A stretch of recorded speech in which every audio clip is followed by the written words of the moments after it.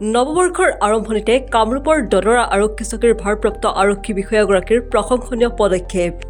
যান-বাহন চলোৱা চালকসকলৰ বাবে এক সজাগতামূলক পদক্ষেপ দদৰা আৰক্ষী চকীৰ ভাৰপ্ৰাপ্ত আৰক্ষী বিষয়া জিষ্ণু চাণক্য গগৈৰ। গুৱাহাটী সংযোগী অতিকৈ ব্যস্ততাপূৰ্ণ আজ্ঞাথৰী, দদৰা, শিঙিমাৰী, পাকৰকুনা আদিকে ধৰি ঘাইপথসমূহত সঘনাই সংঘটিত হোৱা পথ দুৰ্ঘটনাসমূহ ৰোধ কৰিবৰ বাবে যান-বাহন চালকসকলৰ সজাগতাৰ হেতুকে দদৰা আৰক্ষী চকীৰ অন্তৰ্গত কেইবাটাও স্থানত সজাগতামূলক লিখনিৰে ফলক লগোৱা দৃশ্য পৰিগণিত হয়। সজাগতামূলক লিখনিৰে চালকসকলক সজাগ কৰাৰ উদ্দেশ্যৰে দদৰা আৰক্ষী চকীৰ আৰক্ষীৰ লগতে স্থানীয় যুৱকসকলে শ্ৰমদান কৰা পৰিলক্ষিত হয়।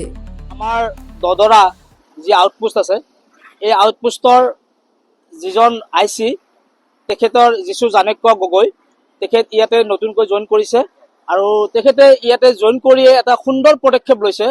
আমিনগাঁৱৰ পৰা হাজোলৈ যি এই পথছোৱা আছে, এই পথছোৱা বহুত ঠেক আৰু ইয়াৰ ফলত আৰু ইয়াতে বহুত যান বাহন এই পথছোৱাৰে অহা যোৱা কৰে আৰু বিভিন্ন সময়ত বিগত বছৰবিলাকত এই পথছোৱাত বিভিন্ন দুৰ্ঘটনাত সংঘটিত হৈ বিভিন্ন লোকৰ প্ৰাণহানি হোৱাৰ লগতে গোটেই জীৱনটো ধুনীয়া হৈছে আৰু বহুত পৰিয়াললৈকে শোকৰ অমানিশা নামি আহিছে। তো ইয়াৰ কাৰণে তেখেতে যি চিন্তা চৰ্চা কৰি এই যান জঁটৰ বা ইয়াতে আপোনাৰ দুৰ্ঘটনাৰ পৰা পৰিত্ৰাণ পোৱাৰ কাৰণে তেখেতে ৰাস্তাৰ দুয়োফালে যিবিলাক এক্সিডেণ্ট জোন আছে তাত তেখেতসকলে ফলক লগাইছে আৰু ফলক লগোৱাৰ ফলত যিখিনি আৰোহী বা আছে বা যিসকল ড্ৰাইভাৰ তেখেতসকলে চালকসকলে দেখিবলৈ পাব যে গ্ল' চাইনখন দেখাৰ পিছত গম পাব যে এইটো এক্সিডেণ্ট জোন হয়, ইয়াতে গাড়ী লাহে লাহে চলাব লাগে আৰু তেনেকুৱা কৰাৰ পৰিপ্ৰেক্ষিতত আমি এটা সুফল পাম বুলি আশা ৰাখিছোঁ আৰু এই ক্ষেত্ৰত তেখেতক আমি শলাগিছোঁ আৰু ইয়াৰে আমি স্থানীয় ব্যক্তিসকলে তেখেতক আমি সহায় সহযোগিতা আগবঢ়াইছোঁ। বিশেষকৈ আমাৰ ৰূপজ্যোতি বৈশ্য শিঙিমাৰী তেওঁ আছে আৰু বিভিন্নজন আছে, ময়ো এজন সামাজিক ব্যক্তি, মোৰ নাম নৱ বৈশ্য। আমি আটাই লগ লাগি এই পদক্ষেপত আমি অংশগ্ৰহণ কৰিছোঁ। ধন্যবাদ।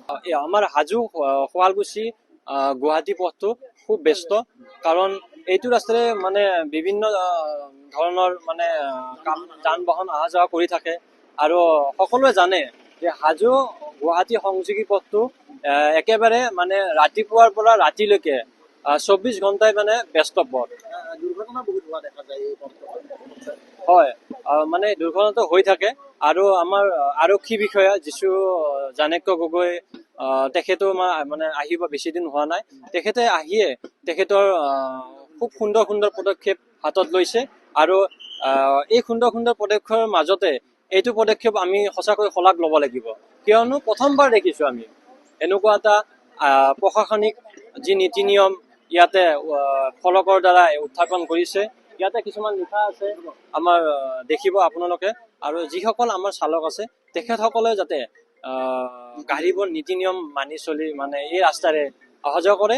লগতে আৰু এটা কথা অনুৰোধ কৰিব বিচাৰোঁ, আমাৰ যিসকল চাৰিচকীয়া বাহনৰ চালক আছে তেখেতসকলেও ছিট বেল্ট পৰিধান কৰি গাড়ীবোৰ চলাই যায় নীতি নিয়ম, আৰু লগতে দুচকীয়া বাহনৰ যিসকল চালক আছে তেখেতসকলেও যাতে হেলমেট পৰিধান কৰি নীতি নিয়মৰ মাজেৰে এই ৰাস্তাটোৰে গাড়ীবোৰ চলাই যায়। তেখেতৰ নিজৰ জীৱনটোৰ কথা চিন্তা কৰিও লগতে তেখেতৰ পৰিয়ালৰ লগতেও আৰু সকলোৰে যাতে মানে কথা চিন্তা কৰি গতি যান বাহনবোৰ লাহে লাহে চলায়।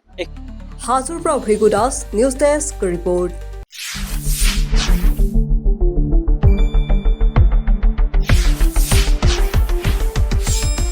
শুদ্ধ আৰু বিস্তৃত বাতৰিৰ বাবে চাই থাকক নিউজ ডেস্ক ৰিপৰ্ট।